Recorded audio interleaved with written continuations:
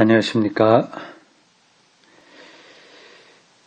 설교, 다시 한번 들여다보기, 설교 복기, 설교 해설 등등의 이름을 둔 시간입니다. 오늘은 지난 2월 24일 주연주로 7째 주일에 창세기 45장 3절에서 11절 그리고 15절을 본문으로 해서 한 설교, 하나님 역사 3에 대한 해설입니다. 제목이 좀 딱딱하죠. 하나님 역사 삶입니다. 무슨 아티클 제목 같습니다. 신학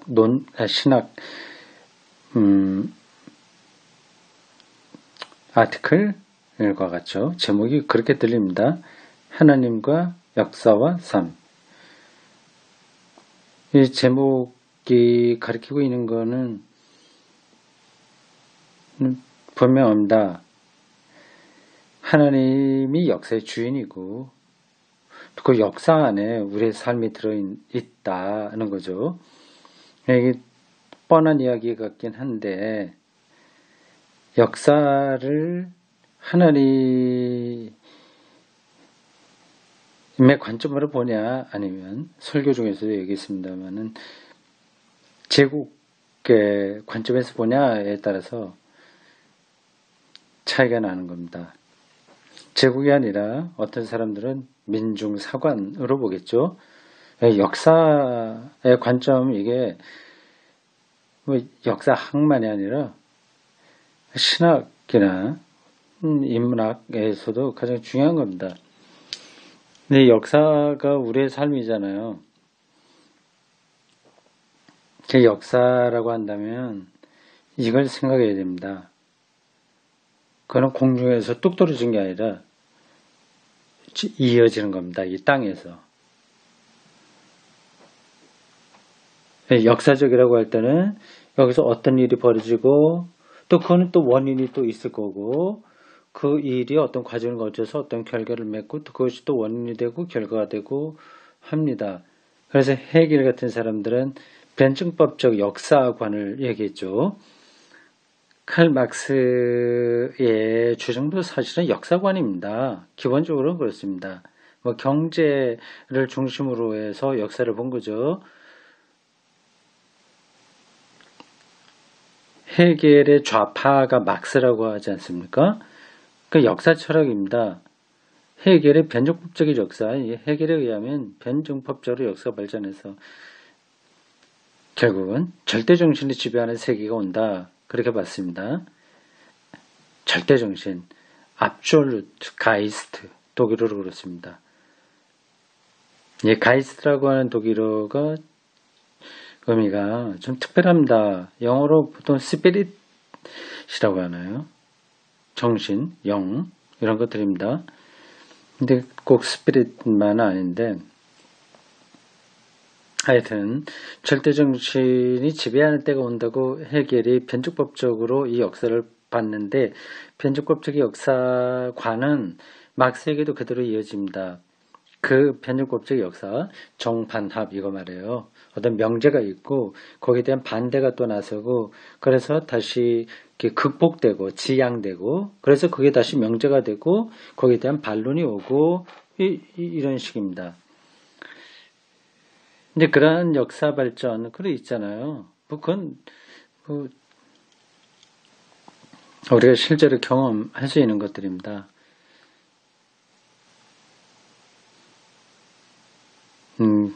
지금 그런 것에 대해서 자세하게 얘기하지 않겠습니다. 근데 막스는 그런 변증법적인 역사로 자본주의가 오고 이렇게 쭉 이 경제의 흐름이 있지 않습니까?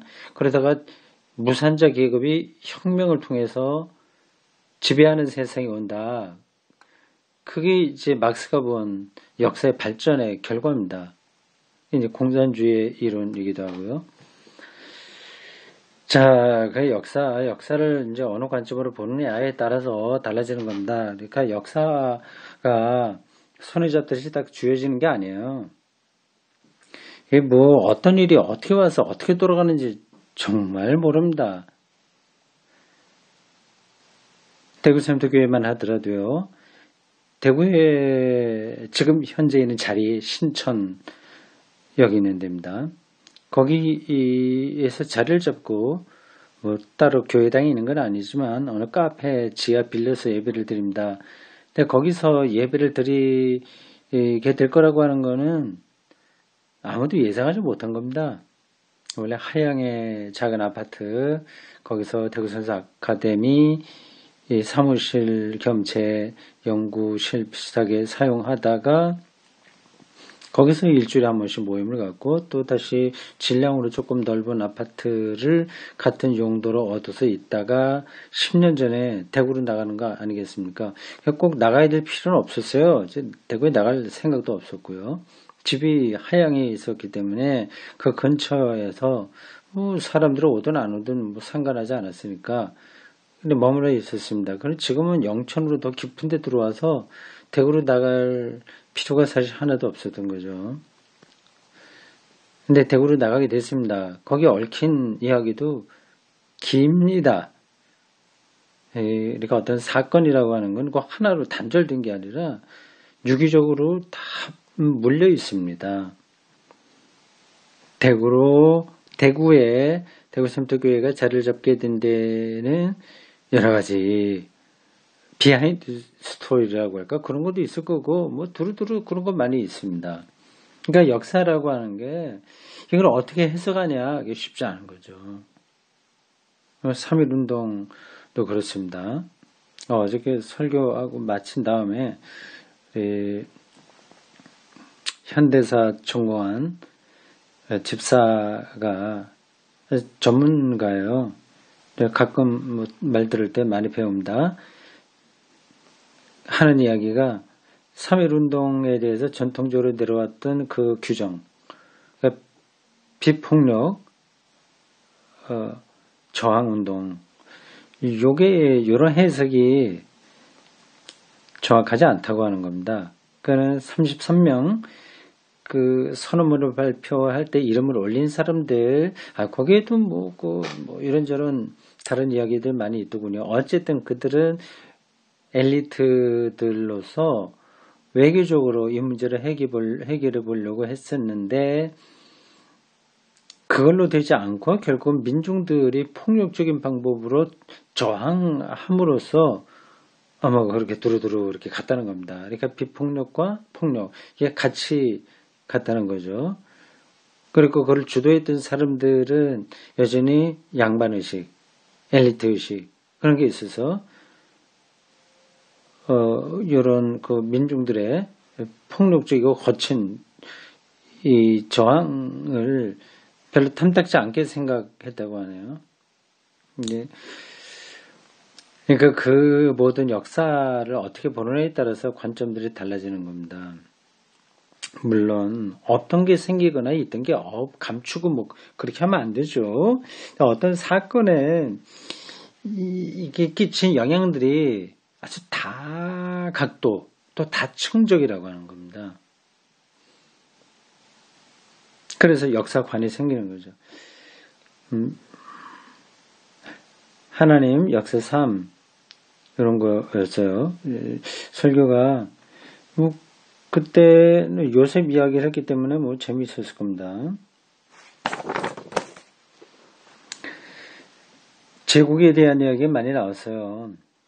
아마 이런 설교를 정통적이고 보수적인 그 교회에서 했다고 하면 뭐 장로들을 비롯해서 많은 이들이 들고 일어났을 거려. 설교 시간에 뭐 제국이 뭐냐 제국. 그리고 당신 반미주의자냐 그런 얘기 하지 않았겠습니까?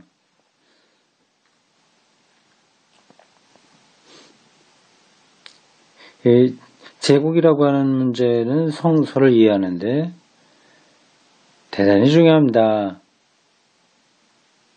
성서가 다 제국에 대한 저항에서 나왔기 때문이죠. 다지고 보면 그렇습니다. 실체로 들어가게 되면요. 설교 시간에 얘기했죠. 출애굽과 바벨론 이 두 사건이요.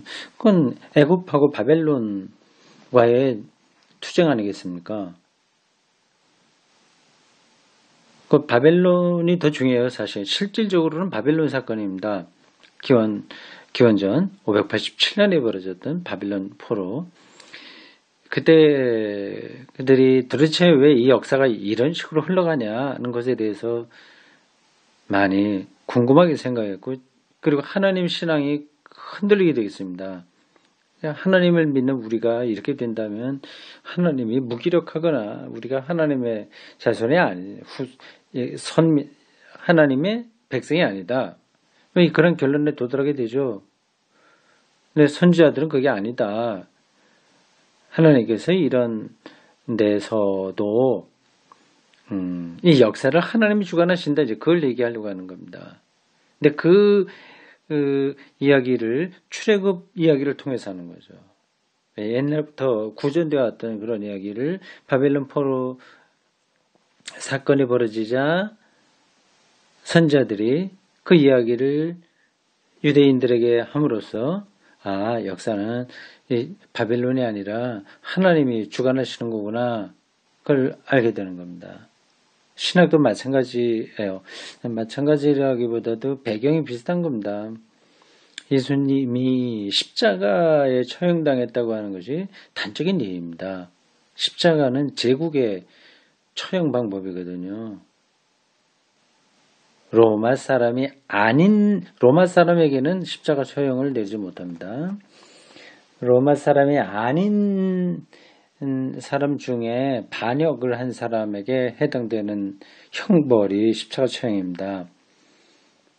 그러니까 예수가 십자가에 처형당했다고 하는 것은 로마 제국의 이데올로기에 예수가 부합하지 않는다. 그런 정도가 아니라 이데올로기의 위험 요소다. 그런 판단이 내려진 겁니다. 예수의 십자가 죽음을 기독교인들이 굳게 붙들고 있었다는 말은 로마 제국에 계속 저항했다고 하는 겁니다. 더구나 사도신경을 보십시오. 거기에 예수가 누구에게 고난받았냐 명시적으로 인물이 나오죠. 본디오 빌라도에게 고난을 받으셨다고 했습니다. 본디오 빌라도는 로마 제국을 대표하는 인물입니다. 기독교가 로마에 정식 승인받는 종교가 됐고요. 313년인가? 그리고 또 조금 더 있다가 한 몇십 년 흐른 다음에 국교까지 되지 않았습니까? 그래서 로마 정권으로부터 많은 도움을 받았음에도 불구하고 이 사도신경에 나오는 본디오 빌라도에게 고난을 받았다고 하는 이 표현을 빼지 않은 거예요. 그만큼 제국에 대해서 저항했다고 하는 겁니다. 기독교 신앙 안에도 그게 들어있어요. 그래서 제국에 대해서 얘기했는데 일반 한국 신자들은 이제 그런 말들을 이제 불편하게 여기죠. 특별히 오늘날의 그 미국이 예수님 당시에 로마고 바벨론 포로 그 당시에 그 예루살렘을 멸망시켰던 바벨론이다. 그리고 애굽이다. 이렇게 말하면 그럴 수 있나? 좀 의아스럽게 생각할 거래요. 똑같은 겁니다. 애굽, 아시리아, 바벨론, 로마, 이게 지금의 미국이죠. 모든 그 제국들은 메리트가 있습니다. 힘이 있습니다. 무식한 게 아니에요. 세련됐습니다. 그래서 소수민족을 무조건 억압하는 게 아니라 회유하기도 합니다. 그래서 그 소수민족이 가능한 대로 자기들의 정체성을 포기하고 제국에 기울어집니다. 그게 좋으니까요.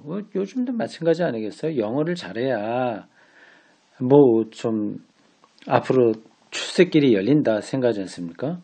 꼭 영어만이 아니라 미국 문화, 문명 이게 그대로 예수님 당시에 로마 똑같은 형편입니다.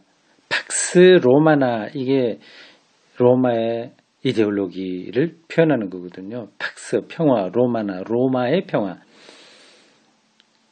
이건 굉장히 세련된 방식으로 그 모든 식민지 백성들에게 로마의 질서를 강요하는 겁니다.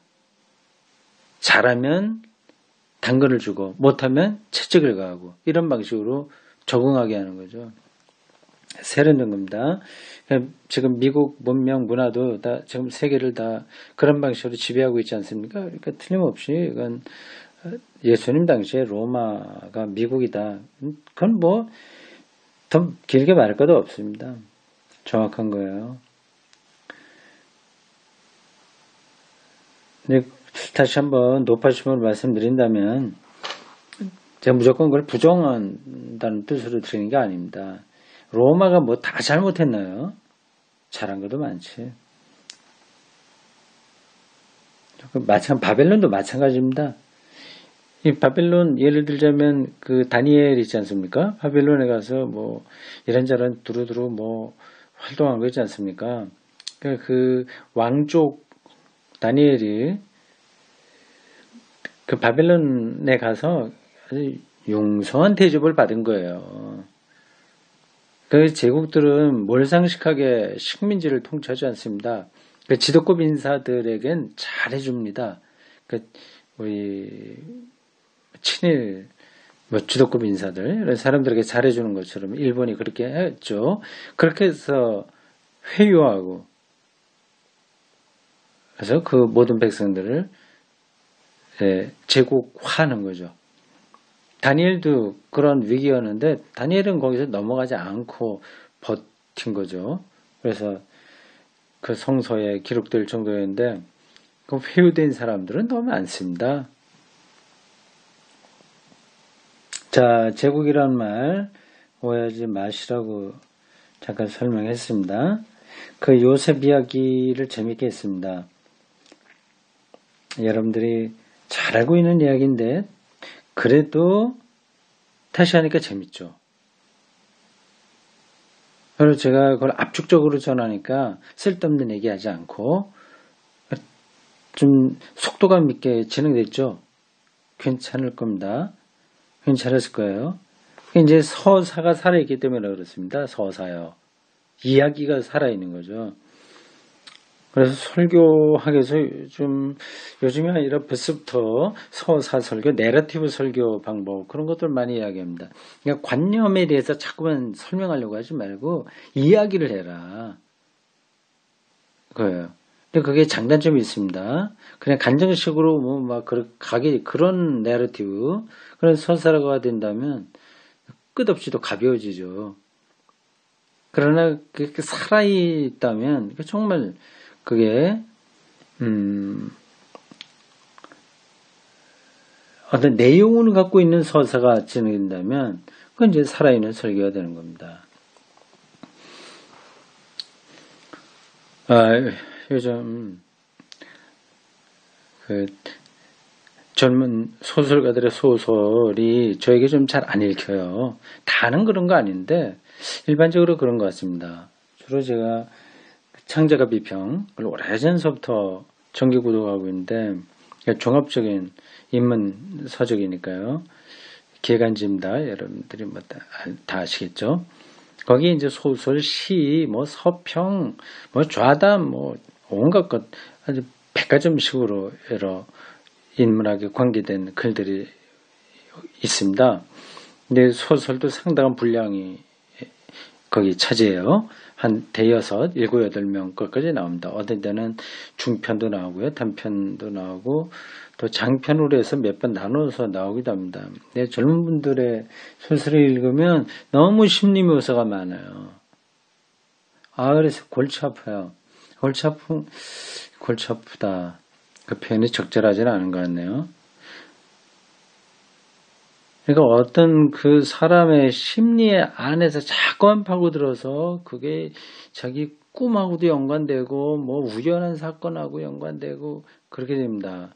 왜 이렇게 심리 묘사가 많은지 모르겠어요. 시도 좀 그런 경향이 있습니다. 서사가 빠진 거죠, 서사가. 얼마 전에 김원 선생, 그분의 책을 별로 많이 읽지 못했습니다. 이름만 잘 듣고 있었고, 그 어떤 유명한 소설을 썼다. 뭐 라면을 먹이며라고 하는 에세이도 있다고 하는데 읽지를 못했고요. 뭐 칼의 노래 이런 것도 이름만 듣고 읽지를 못했습니다. 이번에 처음으로 흑산 읽었는데 좋았습니다. 그러니까 거기는 심리 묘사 같은 건 아예 없어요. 서사예요, 서사. 물론 이제 그 소설의 배경이 그런 거긴 하지만 젊은 사람들이 썼으면 그렇게 안 썼을 겁니다. 심리 묘사를 훨씬 더 많이 했을 거예요. 심리 묘사가 물론 잘못된 건 아닙니다. 도스토옙스키, 여기에는 그분의 소설에는 그 좀 많이 있어요. 뭐죠? 죄와벌? 그건 맞죠? 그분 톨스토이인가? 지금 제가 소설 읽기를 한참 안 했기 때문에 신학교 다닐 때 젊었을 때 그때 이제 국내 외 명작들을 좀 많이 읽었습니다. 근데 그때는 그 모든 것들을 기억이 생생한데 지금은 책 제목까지 좀 왔다 갔다 하네요. 카라마조프가의 형제들을 신학생 때 읽었을 겁니다. 아주 감동적으로 읽었어요. 거기도 물론 심리 묘사가 있습니다. 톨스토이는 그런 심리 묘사가 좀 많이 있고요. 톨스토이는 조금 덜한 것 같아요. 근데 두 사람 다 최고 소설가니까 제가 평가할 수는 없습니다. 근데 도스토옙스키는 심리 묘사를 한다고 하더라도 서사와 같이 가고 그 심리 한 개인에서 벌어지는 심리가 장난이 아닙니다. 어떤 도의 경지에 도달한 차원에서 그걸 묘사하고 있어요. 근데 요즘 젊은 우리 소설가들의 그 심리 묘사는 아무리 읽어도 삶의 어떤 깊이로 들어가는 게 아니라 맨날 그 소리에 맨날 똑같은 더 이상 뭐라고 해야 되나 더 읽어야 되겠다. 궁금하다. 이 사람이 어떠나 그런 힘을 주질 못합니다. 이게 설득이 안 되는 거죠, 저에게 설득이 안 되는 소설이에요.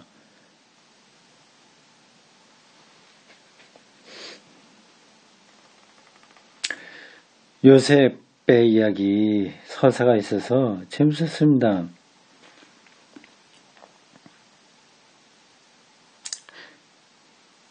약간 옆으로 나가는 얘기 요셉에 대한 거 말이죠. 두 가지. 매점 매석을 했잖아요. 가서. 근데 그게 잘한 거다. 그렇게 볼 수도 있는데 그냥 좀 딴지 걸듯이 얘기하면 그거는 설교 시간에 잠깐 얘기했군요. 자영농이었었는데 소작농을 만든 거다. 그거죠. 그러니까 모든 나라의 부를 바로에게다 집중시킨 거 아닙니까? 토지 문서고 뭐고 다 걷어들여서 곡식을 나눠줬거든요.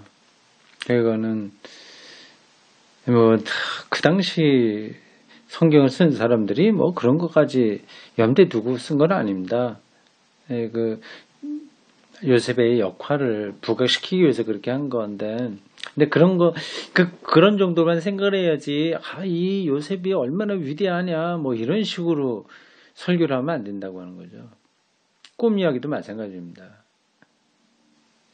요셉의 꿈 이야기, 이렇게 해갖고 설교하는 사람들 많이 있더라고요. 우리도 요셉의 꿈을 꾸자, 이런 거요. 꿈을 꿔갖고 뭘 어떻게 하겠다는 얘기예요. 요셉의 꿈이 중요한 게 아니라 하나님의 섭리가 중요한데 사람은 가능한 대로 그 영웅이 없습니다. 성경에는 요셉 물론 당연하고 다른 사람들도 다 똑같은 인간들이에요. 물론 인간들 차이가 많이 있긴 있는데 그 자체를 제가 부정하는 것은 아닙니다. 어쨌든 그 어떤 것들을 부각시킴으로써 회중들에게 나도 뭐 그런 방식으로 뭐 축복을 받아서 어떻게 해서 좀 잘해봐야지. 그리고 뭐 우리나라에 뭐 10여 년 전에 많이 유행했던 말처럼 고지론, 기독교인들이 사회 곳곳에 고지에 올라가서 점령해서 뭔가를 좀 멋지게 해야 뭐 되지 않나 뭐 이런 식. 이게 뭐 우리의 영혼을 어떻게 이렇게 살리는 걸까요? 그냥 우리를 이 자본주의 체제에서 착하면서 능력 있게 살게 할 뿐이죠. 그런 거로는 일반 문학이나 시인들, 사람들의 정신 수준에도 우리가 미치지 못하는 겁니다.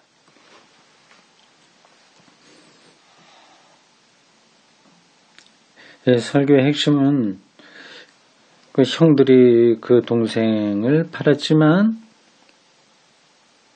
하나님께서 그것을 오히려 선하게 사용해서 이 어려울 때 생명을 구원하게 하신 거다는 요셉의 발언입니다. 그게 바벨론 포로로 잡혀가 있는 사람들에게도 해당되는 말이고요. 이스라엘 전체 역사에 해당되는 겁니다.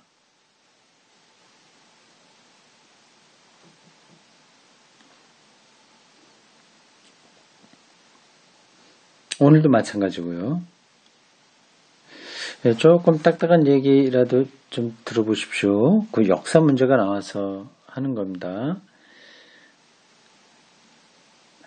그 역사,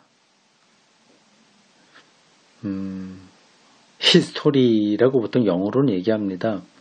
독일어로는 게슈테라고 합니다. 게슈테. 다른 건 접어두고 판넨베르크가 유명한 신학자가 된 초기 책 이름이 오펜바룽 알스 게슈테입니다. 게슈테 이건 역사예요.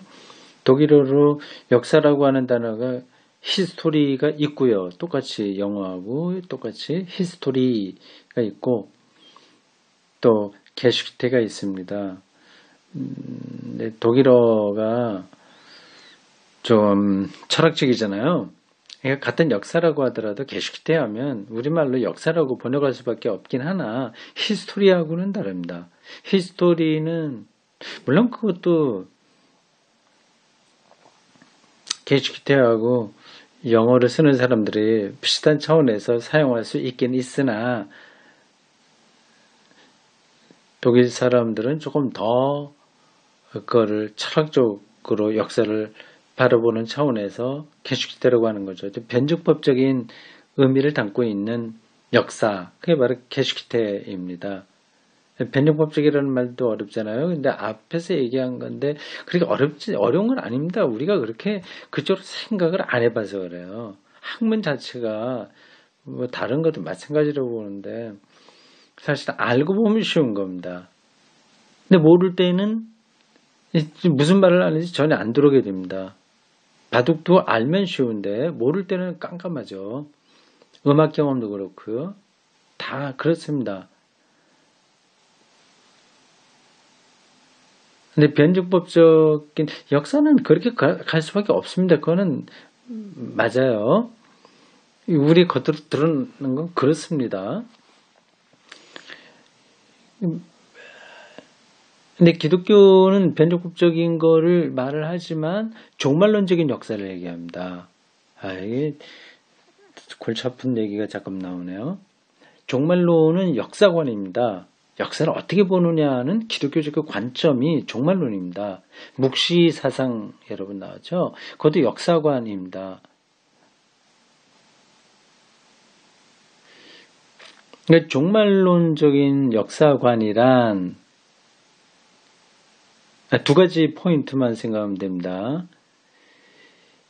과거에 어떤 원인이 있어서 미래가 결정되는 게 아니라 오히려 미래가 오늘을 결정한다.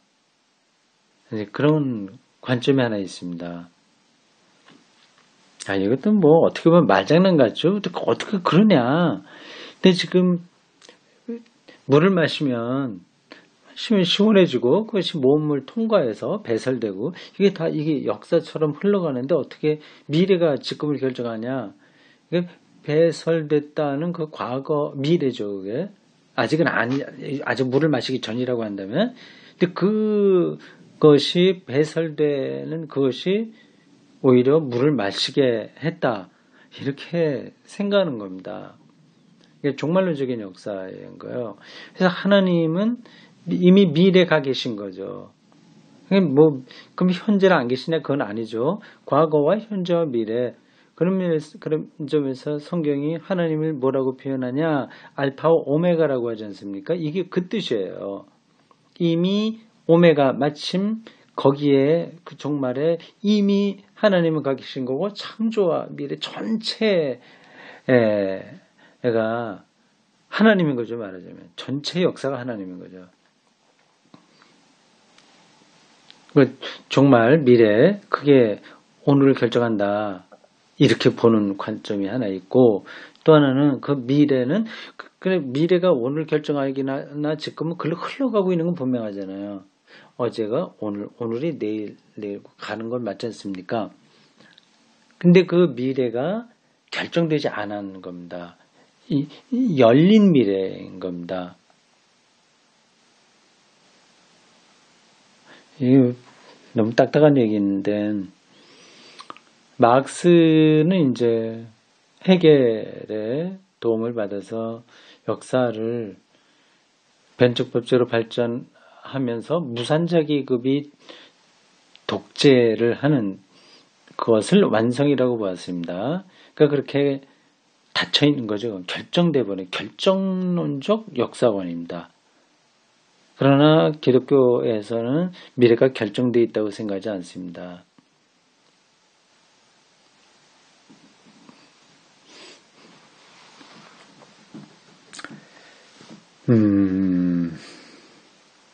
그런 것들이 오늘 우리 기독교 신앙생활 하는데 어떤 의미가 있고 도움이 되냐, 그런 질문을 할 수도 있습니다. 근데 직접적인 관계가 있는 건 아닙니다. 우리들은 지금 가족 평안하고 자식 잘 되고 교회 좀 행복하게 다니고 나라가 좀 평안해졌으면 좋겠고, 그래서 좀 해외여행도 좀 다니고 재밌게 오순도순 사는 거 여기에 다 묻혀있지 않습니까? 이거만 생각도 바쁜데 미래가 열려있다, 이게 무슨 중요하냐 생각할 수 있습니다. 그렇지 않아요. 이건 그쪽으로 생각이 안 가는 사람들에게는 어쩔 수 없습니다. 근데 그쪽으로까지 생각을 할 수밖에 없는 사람들이 있습니다. 눈이 밝은 사람들이라고 할 수 있어요. 제가 다음 주에 설교할 게 산상변화주일이거든요. 그리고 그 다음 주가 이제 사순절이 시작됩니다. 산상변화. 산에 올라가서 예수님의 형상이 변화됐다고 하는 얘기 말이죠. 신화처럼 들리는 건데, 그거를 본문을 다시 읽었습니다. 주일학교 아이들도 같이 들은 통합예배이기 때문에 조금 더 신경이 쓰여요. 첫 주일이라서 아이들에게 이걸 어떻게 재밌게 전하고 인상에 남게 할까 하는 겁니다. 근데 이게 어른들에게도 굉장히 중요하고, 제가 이번에 다시 한 번 더 특별한 느낌을 받았습니다. 기대해 보세요. 우리는 변화되리라. 미래를 향해서 변화된다. 근데 그게 미래에 대한 희망인 거죠. 근데 그게 단순한 막연하고 낭만적인 희망으로 끝나지 않고 실질적인 희망이 되면, 그러면 이제 삶에 능력이 생기는 겁니다. 빛으로 변화된다고 하잖아요. 오늘 여기까지입니다.